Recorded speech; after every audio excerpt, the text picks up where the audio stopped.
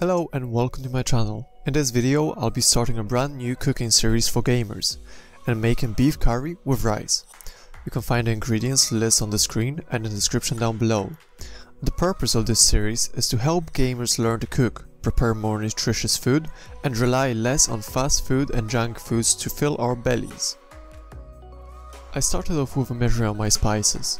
On the left you see a couple of bay leaves with cinnamon sticks, 2 tablespoons of coriander seeds and 1 tablespoon of cardamom seeds.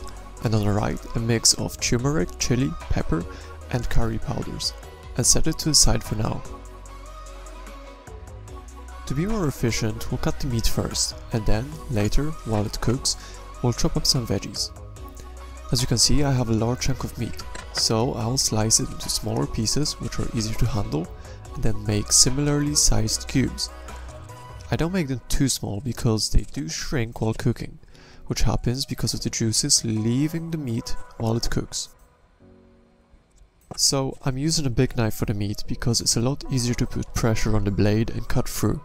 But always be careful with a knife because you could hurt yourself, cut your finger or maybe even hurt someone else by accident. So watch where you're placing your blade and make sure to always cut away from yourself and keep your fingers out of harm's way. Now I turn the stove on medium heat and add some olive oil to the pot. Then I'll be putting in some dry herbs, the ones that I showed you earlier, and once they heat up, I'll start adding the chunks of meat. Once everything is in, stir it firmly and put the pressure lid on. And make sure to turn the heat down to low.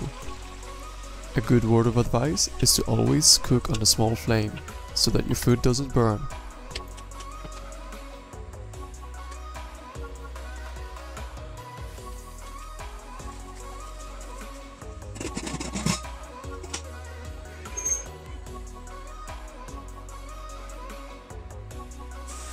If you're using a pressure cooker like me, you can leave the meat in the pot for around 20 minutes. If you're using a normal pot, it could take way longer, as an hour or hour and a half. Now, while that steams away, you can start making your sauce and cutting vegetables.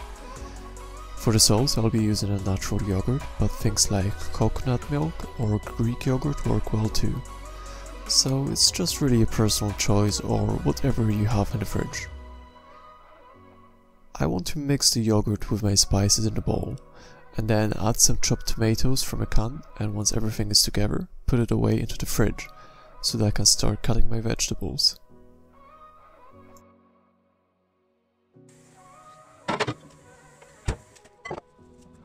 Because I'm using 1.5 kilo of beef, I'll be adding a lot of vegetables to the pot. But in the recipe list, you'll notice that I added proportions according to the amount of meat. For this dish, I'll be using 1.5 of broccoli, 3 onions, 3 de-seeded paprikas, 5 cloves of garlic and some chives. You can add more things like carrots, potatoes, cauliflower, or even try and use some vegetables in the fridge, so that they don't go to waste. And as you may have noticed, I'm also using 2 bowls. One to store my cut vegetables and the second to put in rubbish, peelings and parts of the vegetables I won't be using, which helps you to keep a clean workstation and not always have to run to the bin.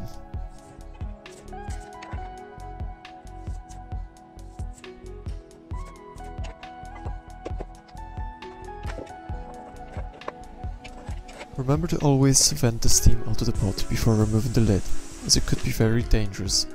I tend to use a damp cloth or heavy material cloth to remove the whistle from the pot, and once it all vents out and is safe to open, put in your vegetables and sauce and stir it all well together.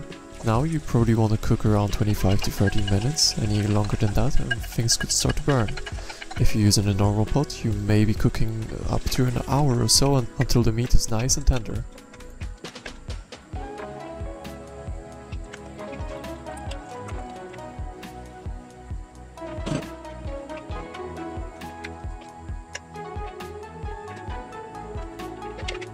And for the rice, measure out what you feel comfortable with. I personally use half a cup for one portion.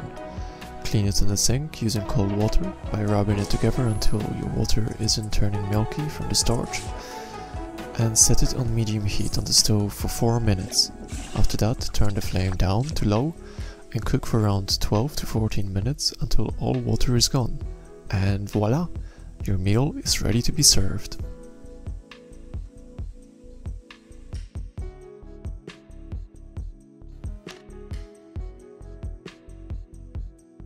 I hope that you liked this video and found it useful. If so, leave a like, and if you want to see more cooking for gamers or have any suggestions, leave a comment down below. And subscribe to my channel, as I'll be regularly uploading quality content for gamers, so don't miss out. And now, as always, I wish you all a good day or night, wherever you may be.